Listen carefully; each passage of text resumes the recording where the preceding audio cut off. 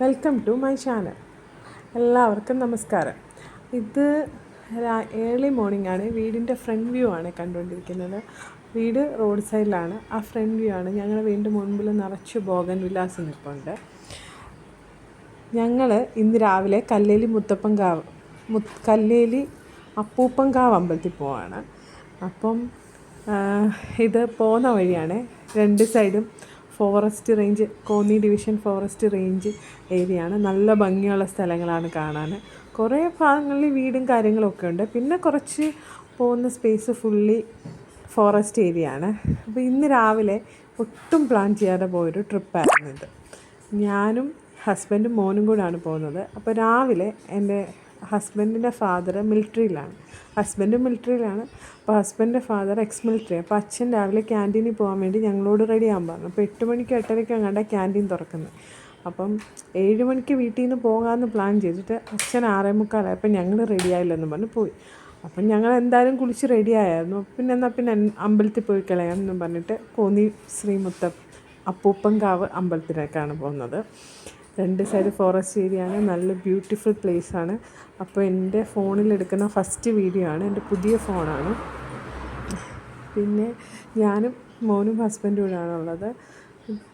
ഇന്നെനിക്ക് ആകെ സൺഡേ മാത്രമാണ് ഓഫ് ഡേ ഉള്ളത്.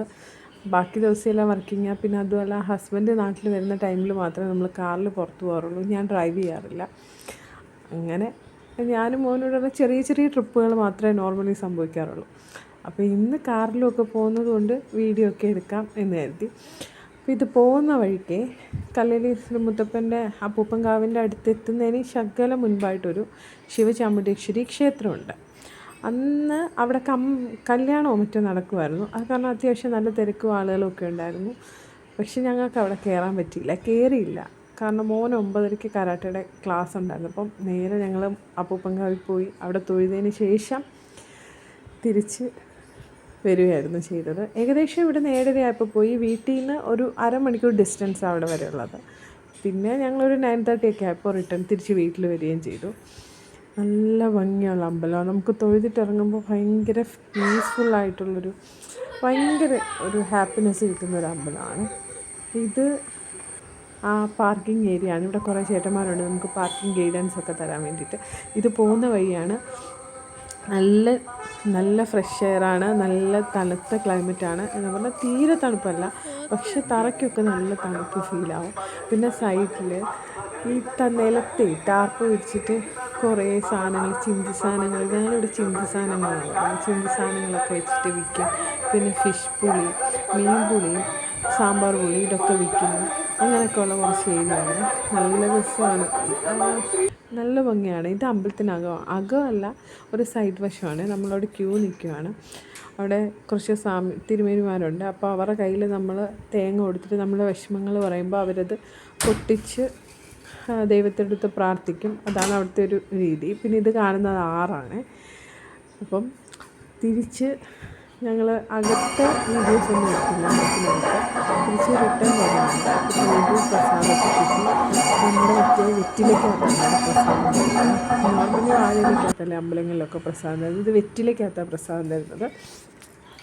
അപ്പം നോർമലി ഞാൻ ഓഫീസ് ലഞ്ചിൻ്റെ ഒക്കെ ചെറിയ ചെറിയ വീഡിയോസും ഫുഡിൻ്റെ ചെറിയ വീഡിയോസൊക്കെ ഇടാറുള്ളത്. പിന്നെ ഓഫീസിൽ പോകുന്ന വഴിയിൽ ഒരു വീഡിയോ മറ്റോ ഓഫീസിൽ പോകുന്ന വഴിയിൽ ഇട്ടിട്ടുണ്ട്.